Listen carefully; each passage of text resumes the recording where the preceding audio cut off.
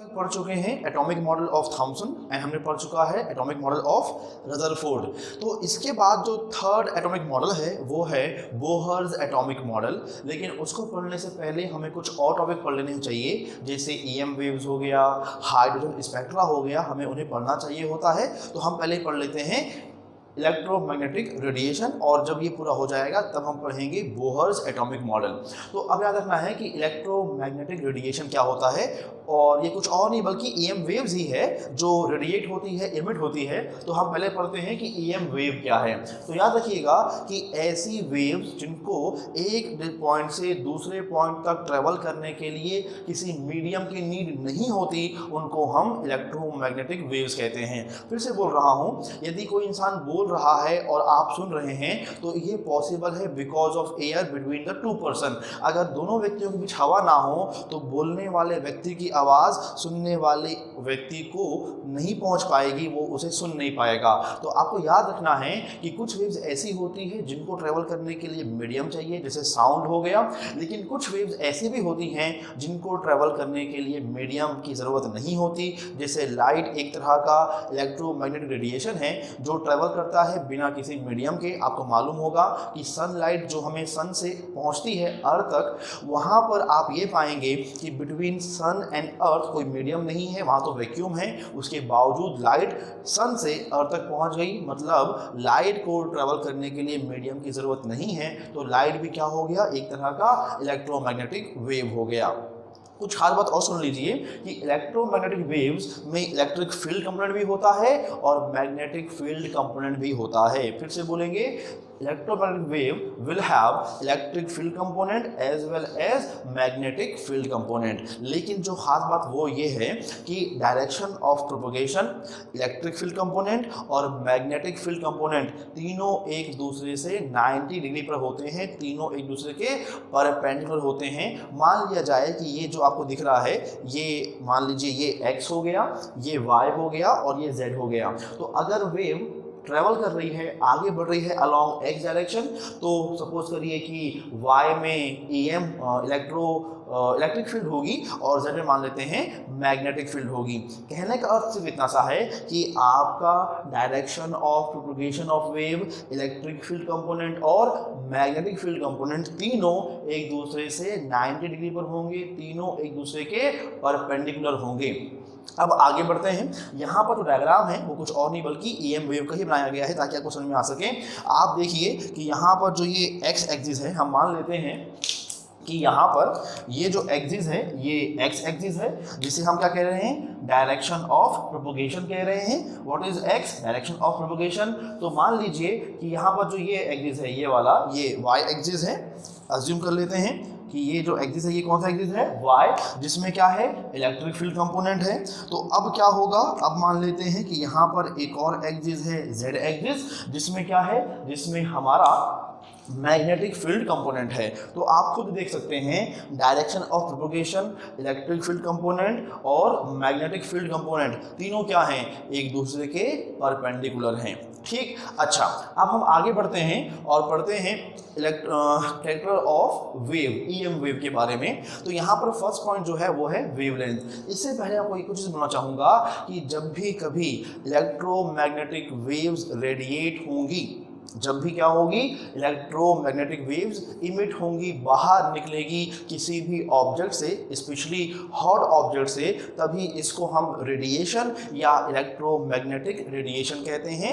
कहने का अर्थ ये हुआ, कोई ऑब्जेक्ट है जो रिलीज कर रहा है इलेक्ट्रोमैग्नेटिक वेव्स को, चाहे वो लाइट हो चाहे वो हीट हो, तब इस तरह के इमिशन को हम इलेक्ट्रोमैग्नेटिक रेडिएशन कहते हैं। अब लौटते हैं हम प्रॉपर्टीज ऑफ इलेक्ट्रोमैग्नेटिक वेव्स और एनी सिंपल वेव। तो पहला जो प्रॉपर्टी होता है किसी वेव का, जिसकी हेल्प से हम उन वेव्स को, एक या एक से ज़्यादा वेव्स को एक दूसरे से डिस्टिंग्विश कर पाते हैं, वो होता है उसका वेवलेंथ।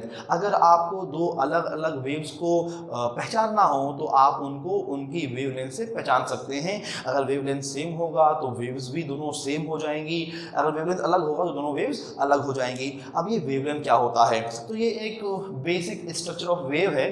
ये ऊपर नीचे जैसा आगे बढ़ रहा है, आपको याद रखना है कि जो ऊपर है वो पॉजिटिव पार्ट मान सकते हैं, जो नीचे है वो नेगेटिव पार्ट मान सकते हैं अगर हम बोलना चाहें तो।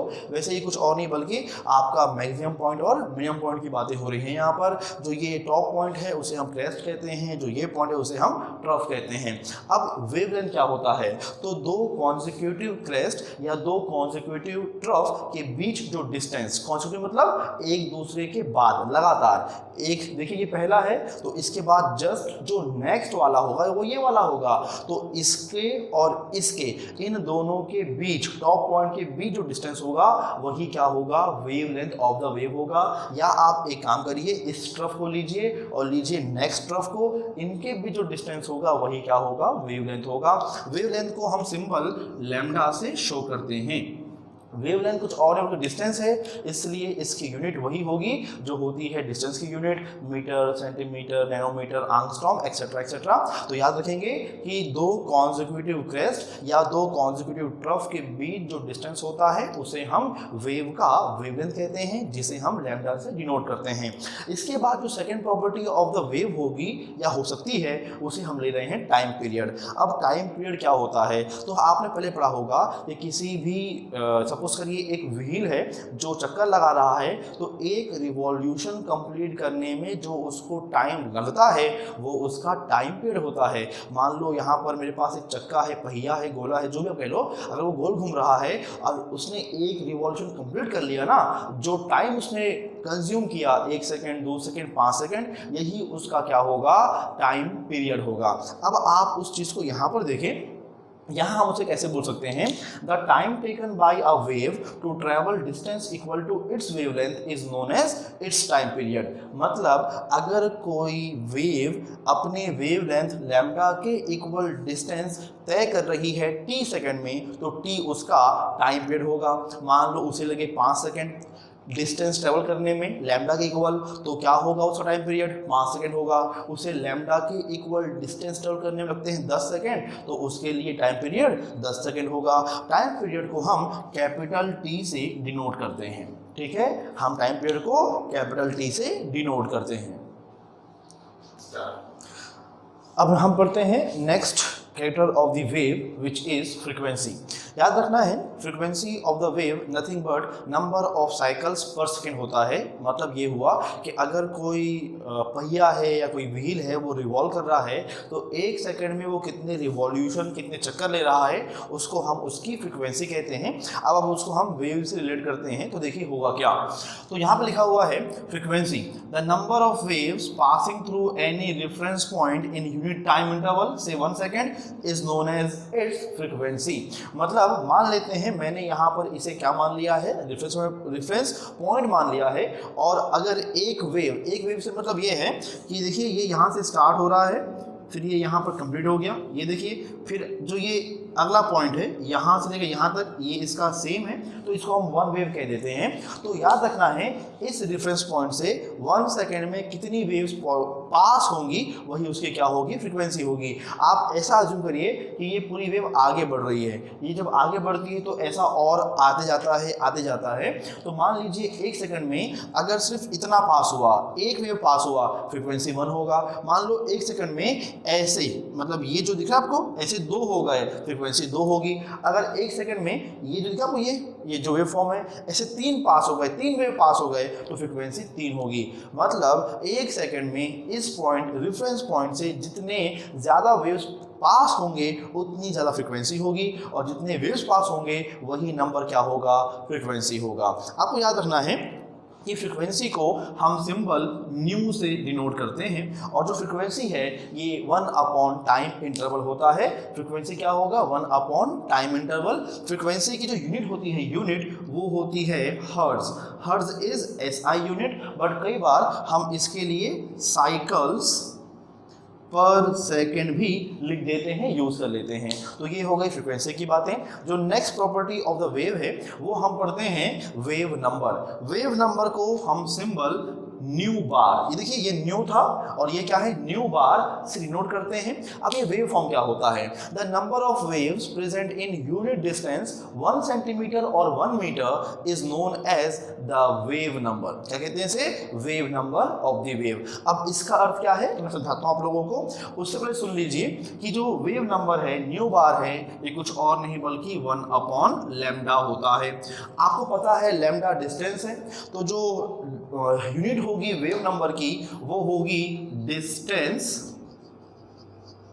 इनवर्स। मतलब अगर लैम्डा मीटर में है तो वेव नंबर किस में होगा, मीटर इनवर्स में। मान लीजिए लैम्डा किस में है, सेंटीमीटर में, तो न्यू बार मतलब वेव नंबर किस में होगा, सेंटीमीटर इनवर्स में होगा। अब जैसे हमने बात की थी कि यूनिट डिस्टेंस में जितनी वेव्स होती हैं, यूनिट डिस्टेंस में जितनी वेव्स प्रेजेंट होती है वही क्या होगा, wave number of the wave होगा। जैसे अज्यूम करिए, मान लीजिए कि ये डिस्टेंस 1 सेंटीमीटर है और इसमें किसी वेव का सिर्फ एक वेव आया। ये देखिए 1 ड्रॉप 1 क्रेस्ट आया, तो यहाँ पर जो वेव नंबर होगा वो 1 हो जाएगा।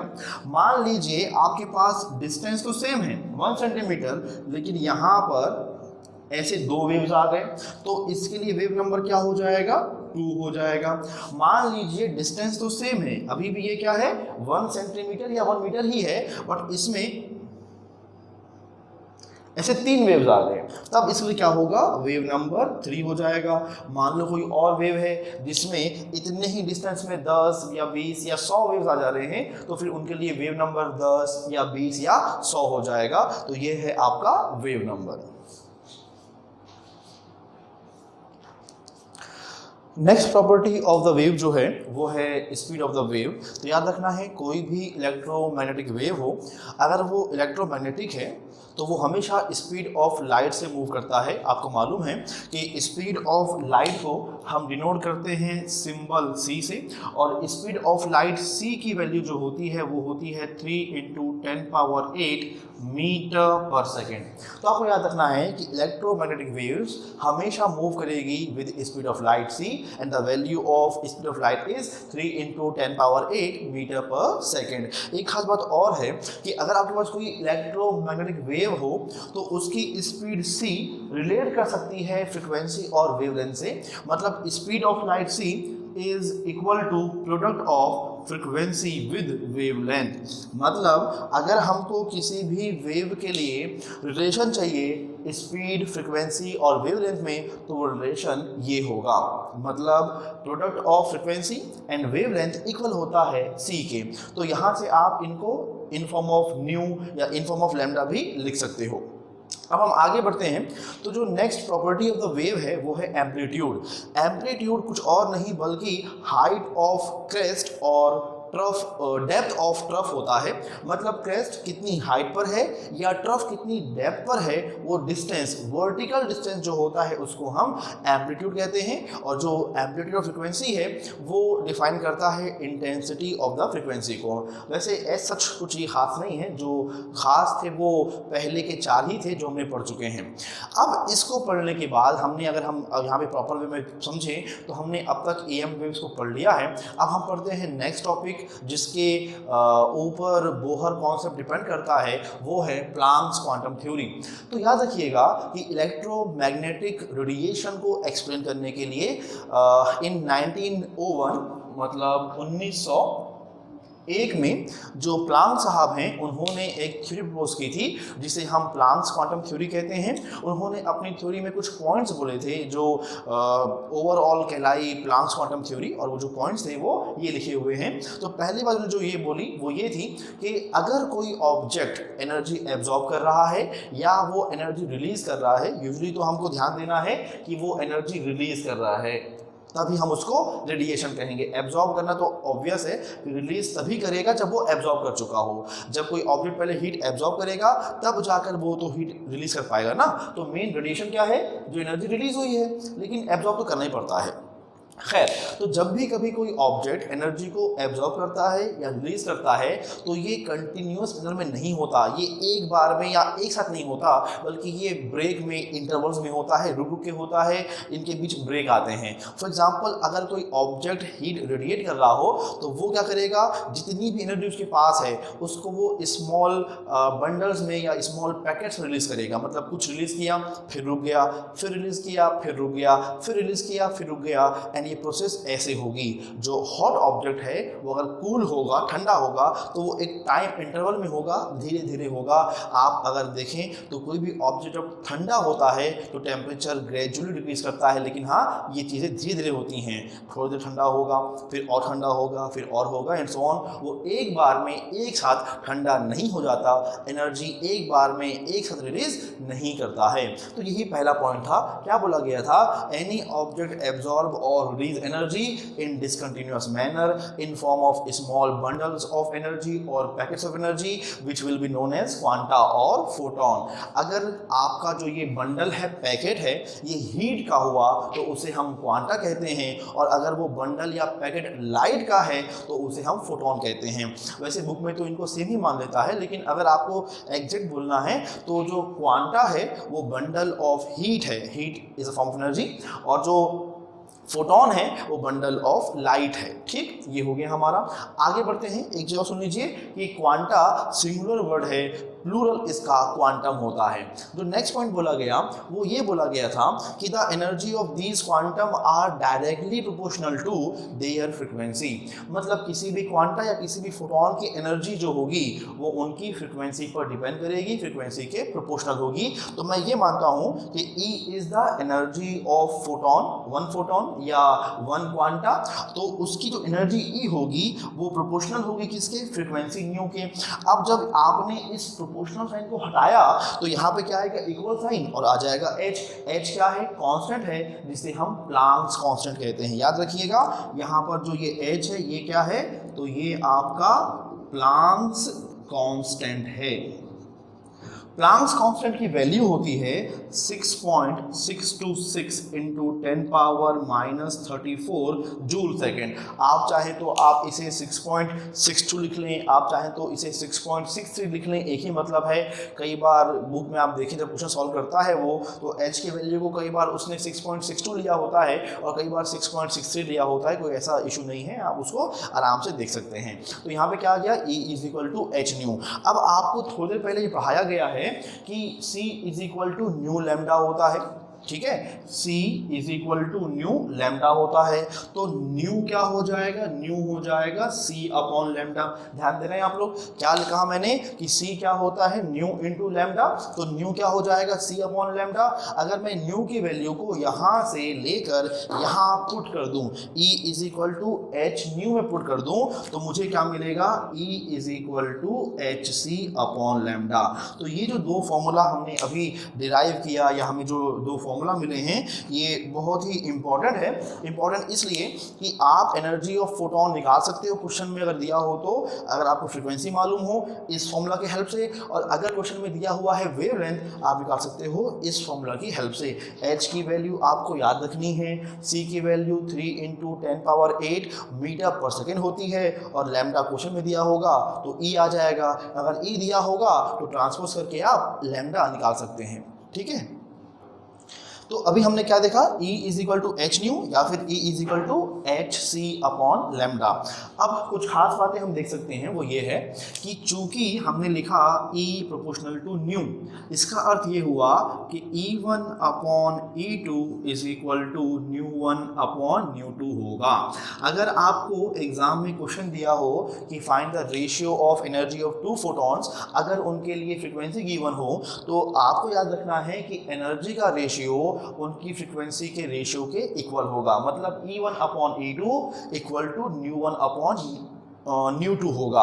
अब ऐसा क्यों हुआ? तो E is equal to h nu, पहले पार्टिकल के लिए, क्वांटा के लिए भी H सेम वैल्यू होगा, दूसरे के लिए भी सेम वैल्यू होगा, तो H कैंसिल हो गया, मान लीजिए न्यू1 अपॉन न्यू2 आ गया। इन सिमिलर वे आपने ये देखा कि E is equal to h c upon lambda आया। ये देखिए यहाँ पर लिखा हुआ है, तो यहाँ से हम लिख सकते हैं कि E proportional to 1 upon lambda. ऐसा क्यों होगा भैया? क्योंकि हर एक क्वांटा के लिए, फोटोन के लिए H की वैल्यू सेम होगी, मतलब वो कांस्टेंट होगी, और C भी क्या होता है? कांस्टेंट होता है। दोनों कांस्टेंट को हमने रिमूव कर दिया तो हम सिर्फ ये कह सकते हैं एनर्जी ऑफ द क्वांटा या फोटोन डिपेंड करता है, प्रोपोर्शनल होता है लैम्डा के, बट इनवर्सली प्रोपोर्शनल होगा, व्युत क्रमानुपाती होगा। ये हो गया यहाँ पर। तो अगर मैं इसको लूँ तो मैं ले सकता हूँ दो पार्टिकल के लिए E1 upon E2 is equal to lambda 2 upon lambda 1। अगर क्वेश्चन ये दिया हो कि आपको दो पार्टिकल्स के लिए, दो क्वांटा के लिए निकालना है रेशियो ऑफ एनर्जी, या एक की एनर्जी दी हुई है निकालना है दूसरे की एनर्जी, E1 E2 के बारे में बात हो रही है, तो जो इनका रेशियो होगा आप निकाल सकते हो वेवलेंथ से।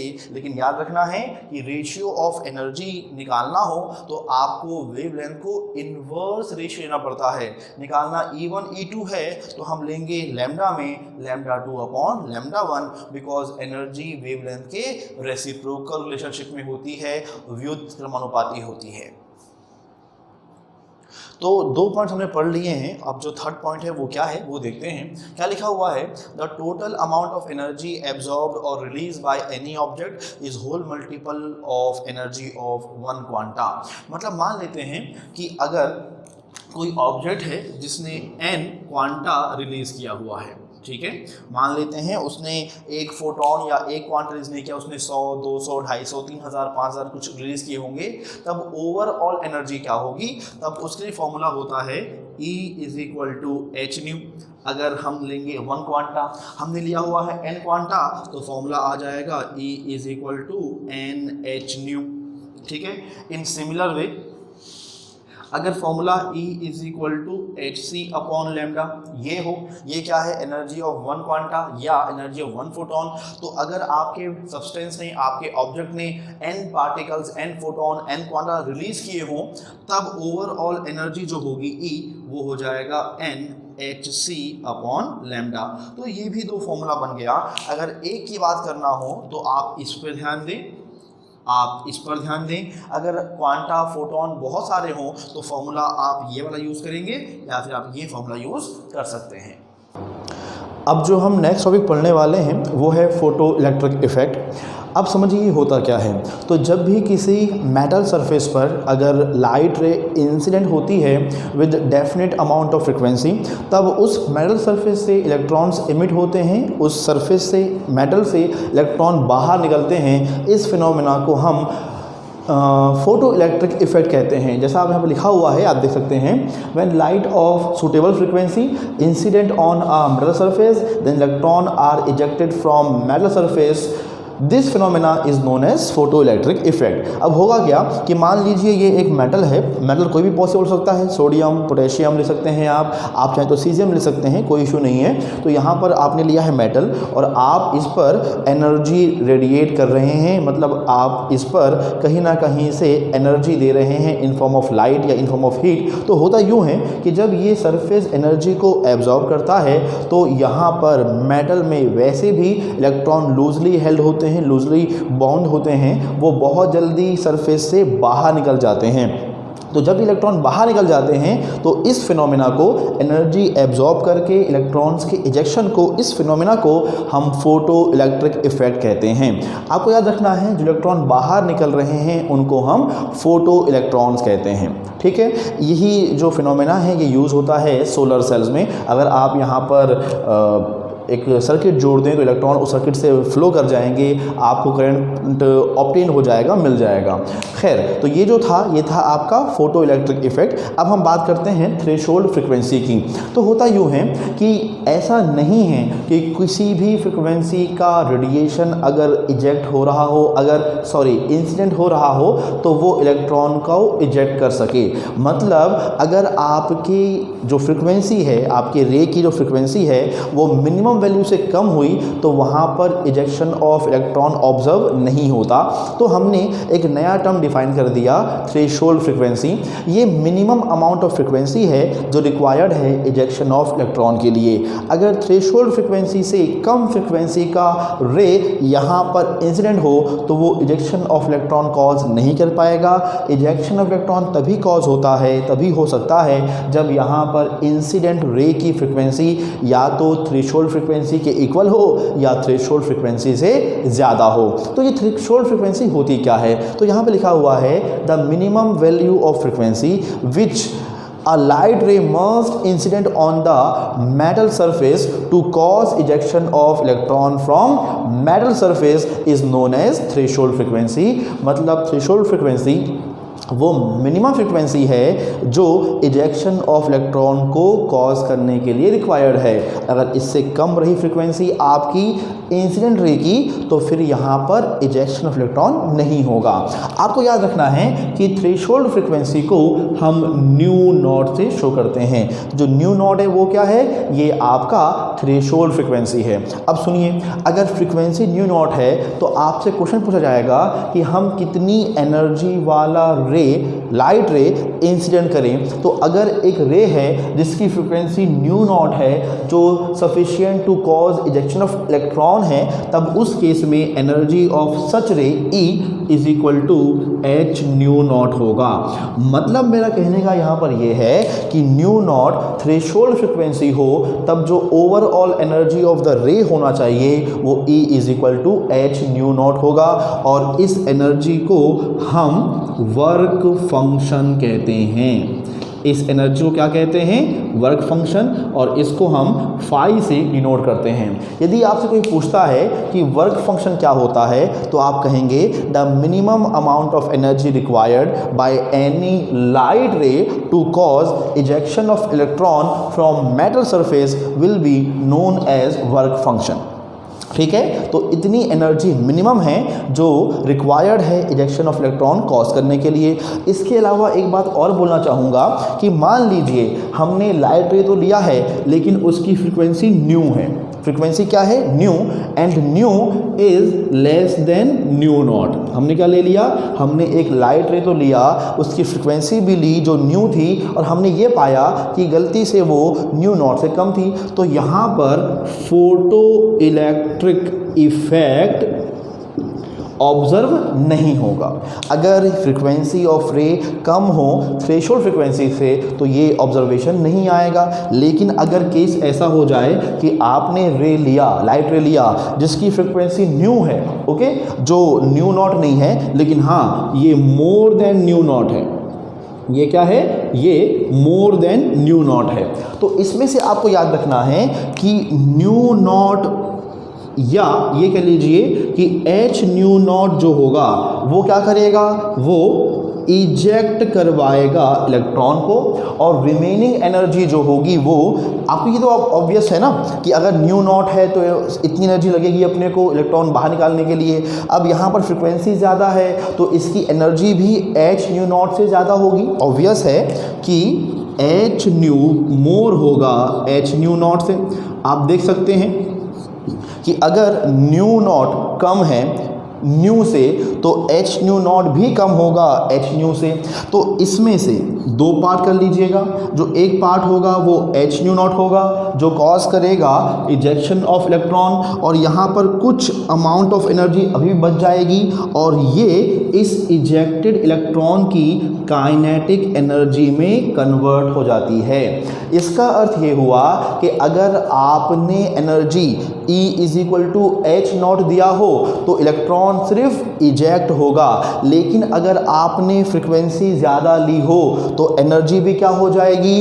एच न्यू नॉट से ज़्यादा। इस केस में इलेक्ट्रॉन बाहर भी आएगा और उसके पास खुद की काइनेटिक एनर्जी भी होगी। एनर्जी अगर देते हैं एच न्यू नॉट तो सिर्फ इलेक्ट्रॉन इजेक्ट होता है, कई नहीं होती, बट एनर्जी इससे ज़्यादा होने पर इलेक्ट्रॉन बाहर भी आता है और उसके पास खुद की काइनेटिक एनर्जी भी होती है। अभी हम उसका फॉर्मूला डिस्कस करते हैं। तो हमने अब तक जो पढ़ा था कि जब किसी सरफेस पर लाइट रे इंसिडेंट होगी तो वहाँ से इलेक्ट्रॉन इजेक्ट होंगे अगर frequency of light ray equal to at least equal to threshold frequency हो, और अगर frequency of light ray threshold frequency ज़्यादा होती है तो फिर आपका इलेक्ट्रॉन इजेक्ट होता है, लेकिन हाँ साथ साथ उसमें क्या होती है, काइनेटिक एनर्जी भी होती है। तो जो काइनेटिक एनर्जी होगी वो क्या होगी, energy of light ray minus work function, so K E is equal to h nu minus h nu naught. ये फॉर्मूला आप लोग याद रखेंगे, आगे इसकी यूज़ हो सकता है। अब कुछ बेसिक चीज़ देखें, हमने जब एक्सपेरिमेंट किया तो हमने ये पाया कि जैसे जैसे हम फ्रीक्वेंसी को इंक्रीज़ करते हैं वैसे वैसे kinetic energy of ejected electron और you can say photo electron बढ़ता जाता है। आप खुद देख रहे हैं कि यहाँ पर जो स्लोप है देखिए कैसे है, बढ़ रहा है, ठीक है। यहाँ पर ये स्टीप एक स्लोप मिल रहा है हमको, तो अगर फ्रीक्वेंसी इंक्रीज़ करेंगे तो काइनेटिक एनर्जी भी क्या होगी, इंक्रीज़ होती जाएगी। लेकिन एक चीज़ और होती है कि अगर हम लाइट रे की इंटेंसिटी इंक्रीज़ कर दें, अगर हम क्या करें, इंटेंसिटी ऑफ लाइट इंक्रीज़ करें तो उससे काइनेटिक एनर्जी पर कोई इफेक्ट नहीं पड़ता। ये 2 पॉइंट्स स्टेटमेंट में आ सकते हैं, आप ध्यान दीजिएगा।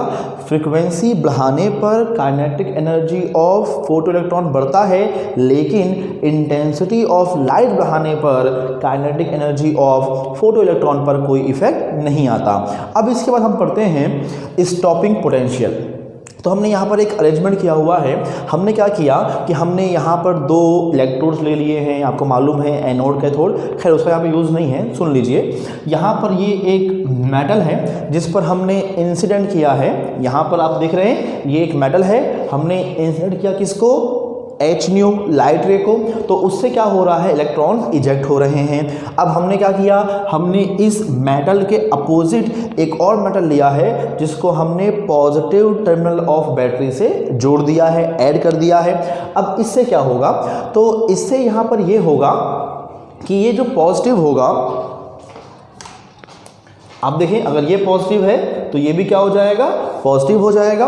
तो ये क्या करेगा, इलेक्ट्रॉन्स को अट्रैक्ट करेगा, जिससे इलेक्ट्रॉन्स यहाँ पर एब्जॉर्ब होंगे, इसको हम कलेक्टर भी कह सकते हैं। तो जब इलेक्ट्रॉन एब्जॉर्ब होंगे तो इलेक्ट्रॉन्स पूरे सर्किट में रिवॉल्व करेंगे, चक्कर लगाएंगे, जिससे आपको यहाँ पर एक करंट मिल सकता है जिसको हम फोटो करंट कहते हैं। तो अगर इलेक्ट्रॉन एब्जॉर्ब हुए और सर्किट कंप्लीट कर लेते हैं, चक्कर लगाते हैं, तो यहाँ पर क्या होगा, इलेक्ट्रिसिटी जनरेट हो जाएगी, करंट प्रोड्यूस होगा, जिसको हम कहते हैं फोटो इलेक्ट्रॉन। लेकिन ये कॉन्सेप्ट ये नहीं है, स्टॉपिंग पोटेंशियल नहीं है। तो अब हमें करना क्या होगा, हमें समझना किस चीज़ को है, स्टॉपिंग पोटेंशियल को है। ध्यान दीजिएगा, अगर बैटरी का प्लस साइड यहाँ से इस कलेक्टर से कनेक्टेड हो तो वो अट्रैक्ट करे इलेक्ट्रॉन को। अब अगर मैं बैटरी को फ्लिप कर दूं, मतलब अभी जिस तरफ प्लस था उस तरफ माइनस आ जाए, जिस तरफ माइनस था उस तरफ प्लस कर दें, मतलब हम पोलैरिटी ऑफ बैटरी को रिवर्स कर रहे हैं। तो अब क्या होगा, अब यहाँ पर ये प्लस चार्ज नहीं रहेगा, अब प्लस नहीं रहेगा, क्या चार्ज आ जाएगा, माइनस चार्ज आ जाएगा। तो ये जो माइनस चार्ज प्लेट है कलेक्टर, अब इलेक्ट्रॉन्स को अट्रैक्ट नहीं करेगी बल्कि इलेक्ट्रॉन्स को रिपल करेगी। अगर यहाँ पर बैटरी की स्ट्रेंथ इसकी स्ट्रेंथ से कम हो तो रिपल्शन होगा, जिससे फोटो करंट की जो मैग्नीट्यूड है, जो एम्पियर में उसकी वैल्यू है, वो कम हो जाएगी। पहले सपोज वो एम्पियर था 5 माइक्रो एम्पियर, अब वो 5 से कुछ कम हो जाएगा। और अब अगर मैं इसकी स्ट्रेंथ बढ़ाते जाऊं, मतलब यहाँ पर क्या है, 5 वोल्ट है, मैं उसे 6 कर दूं, 7 कर दूं, 8 कर दूं, 20 कर दूं, 30 कर दूं, मतलब मैं बैटरी की स्ट्रेंथ को बढ़ाते जाऊं तो इस टर्मिनल पर, कलेक्टर पर नेगेटिव वैल्यू जो है, नेगेटिव पोटेंशियल जो है, वो भी क्या होगा, बढ़ता जाएगा। जैसे जैसे आप बैटरी की स्ट्रेंथ बढ़ाओगे वैसे वैसे फोटो करंट क्या होता जाएगा, कम होता जाएगा।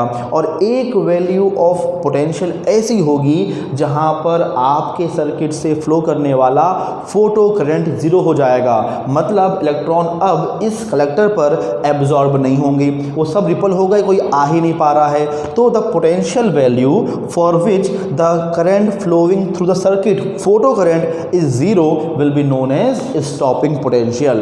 तो स्टॉपिंग पोटेंशियल रिवर्स वोल्टेज की वो मिनिमम वैल्यू होती है जो सर्किट में फ्लो होने वाले फोटो करंट को 0 कर देता है। सर्किट में फोटोकरेंट को फ्लो नहीं होने देता।